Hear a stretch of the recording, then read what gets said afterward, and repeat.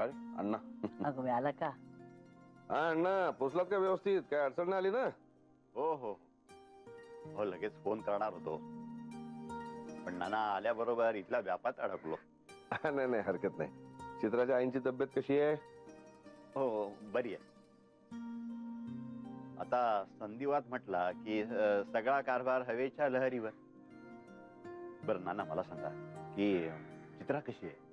मी तुम्हाला शब्द दिलाय ना अण्णा, त्या दोघांना जोडीने तुमच्याकडे पाठवणार आणि तसं होणार, खात्री आहे मला. मनोजला 2 दिवस आमच्याकडे राहायला बोलवलंय. हो, काय म्हणताय नाना? आलाय का तो? आलाय तर. सांगताय काय? हो पण नाना, मनोज तीरशिंगे आहे. अण्णा, पण तो आता आपला आहे ना, मग त्याच्या वाकड्या शिंगांची आपण सवय करून घ्यायची.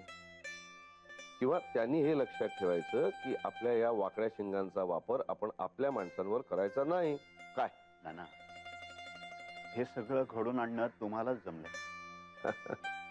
मी सगळं तुमच्यावर सोपवलं, हा निर्णय उत्तम होता. बरं नाना, मग कळवा मला काय ते. हो ठेवू? हो हो, ठेवा ठेवा. काय म्हणतात अण्णा? हो हो, बरेच बरेच. त्यांचा विश्वासच बसत नव्हता मनोज इथे राहायला आलाय आपल्याकडे. आपला तरी कुठे बसला होता, पण गणित सुटेल असं वाटतंय मला आता तरी. अहो, किती फुशारका दाखवला ना तरी त्याला सुद्धा पावलोपावली चित्राची आठवण येतच असणार, आणि होतीच. चित्राला किती आठवण येत होती त्याची. आणि अहो, आत्ता लगेच अर्चूला सांगितलं सुद्धा, आम्ही दोघं जातो तुझं साहित्य आणायला म्हणून. हो का? मग दोघं एकत्र गेलेच साहित्य आणायला, आणि येताना ट्युशन वरून मयूलाही घेऊन येणार आहेत. काय सांगतेस काय? Good good good good.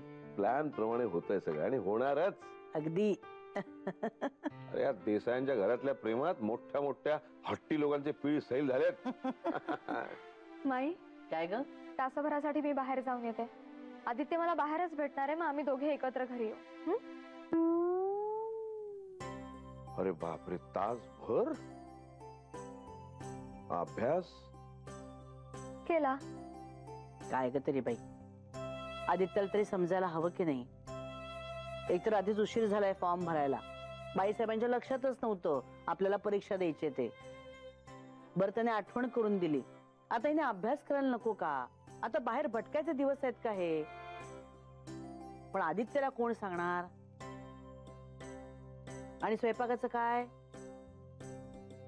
माई, मी येते ना लवकर. लवकर येते म्हणे, पण मुळात मी म्हणते आदित्यने बोलवायचं कशाला आता तिला?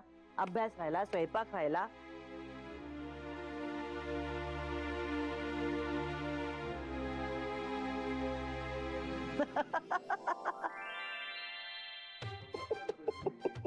येते ना, काय येते हेडपट नुसती.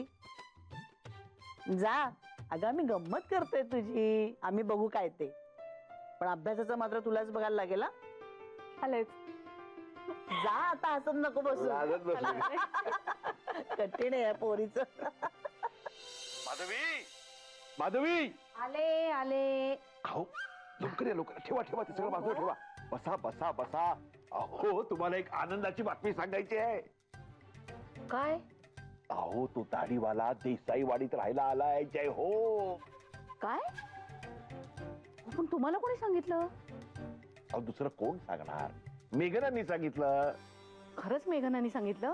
तुम्ही बघा आता, तो दाढीवाला त्या विचित्राला तिकडून घेऊन जाणार. जय हो, जय हो. हो हो. अहो, मुळात त्याच्यासारख्या स्वभावाचा माणूस तिथे राहायला आला ना, ह्यातच सगळं आलं. होय हो. त्याला फोन करतो, दाढीवाल्याला. अहो, पण आता कशाला? चुप. चहा प्या, चहा प्या. माझा पण पिऊन टाका. चुप बस.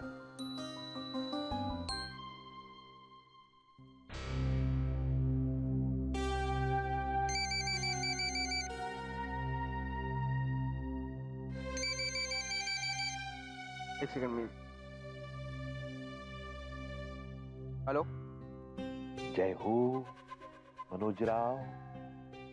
अहो, फार आनंद झाला हो.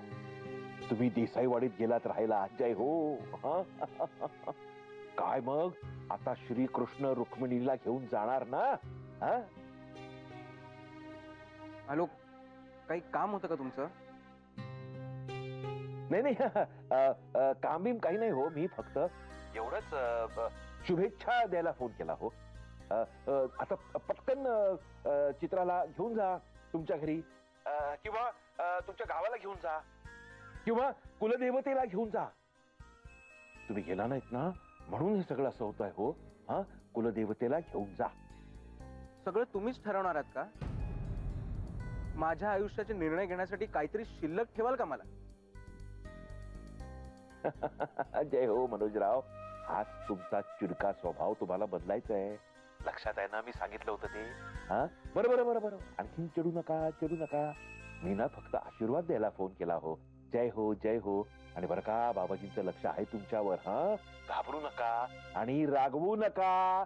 जय हो. हा, जय हो. बाबाजींचं लक्ष आहे. जय हो. हा, जय हो, जय हो.